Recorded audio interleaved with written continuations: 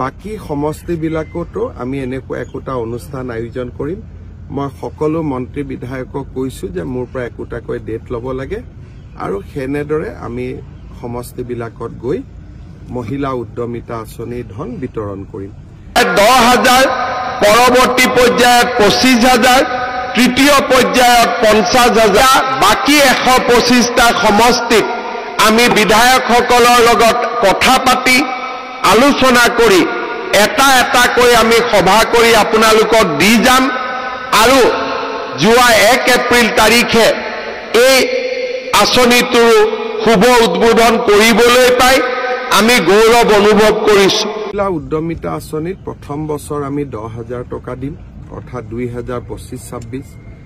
26-27 চনত আমি আৰু 25,000 টকা দিম 12,500 বেংকৰ পৰা আমি লৈ দিম 12,500 আমি দিম আৰু সুদ দিব নালাগে তৃতীয় বছৰত আমি 50,000 টকালৈকে আমি মহিলাসকলক বেংক আৰু চৰকাৰে মিলি দিব ইয়াতে 10,000 টকা আমি আজি 27 লাখ মহিলাক দিম যিসকলে ভাল কৰিব উৎপাদনমূলক কাম কৰিব তেওঁলোকক আমি 25,000 টকালৈকে নিৰ্বাচিত কৰিম 25,000 টকাটো যোনে ভাল কাম কৰিব তেওঁলোকক আমি 50,000 টকালৈ নিৰ্বাচিত কৰিম কিন্তু প্ৰথম 10,000 টকাটো আমি সকলো আই মাতৃক 27 লাখ গাঁৱৰ 3 লাখ চহৰৰ আমি সকলো আই মাতৃক দিয়াৰ বাবে সিদ্ধান্ত লৈছো টকাটো আৰম্ভণি যিসকলে 10,000 টকাটো ভালকৈ খৰচ কৰিব নিজৰ স্বামীৰ ব্যৱসায় আছে তাতে খৰচ কৰিলেও হ'ব ঘৰত হাল পাতিলেও হ'ব যিসকলে 10,000 টকাটো অলপ আগতে মোক বাইদেউ এজনীয়ে কৈছে কনকলতা বৰুৱাৰ প্ৰতিমূৰ্তিত মালা দিওঁতে বাইদেৱে কৈছে 10,000 টকাটো পালে মই এটা মোবাইল কিনি ল'ম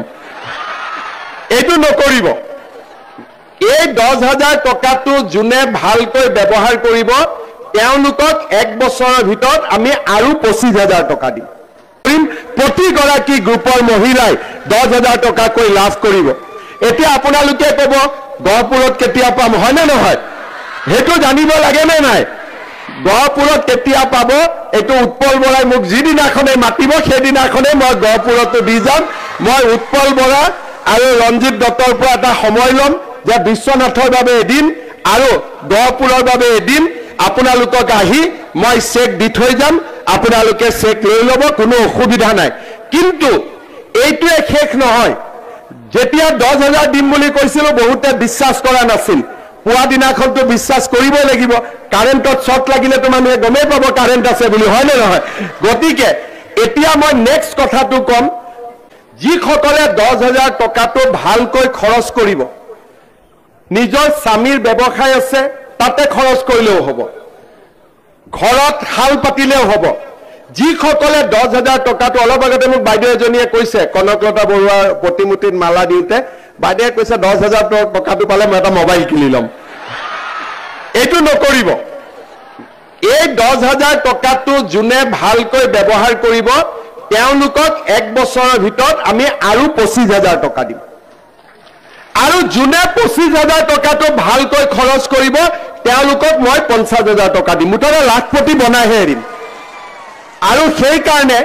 এই 10,000 টকাটো পোৱাৰ সময়ত আপোনালোকক 3 দিনৰ এটা গাঁৱতে ট্ৰেইনিং দিব যে কেনেকৈ আমি টকাটো খৰচ কৰিব লাগে কোনো কথা নাই যদি মোৰ স্বামীৰ ব্যৱসায় আছে তাতো খৰচ কৰক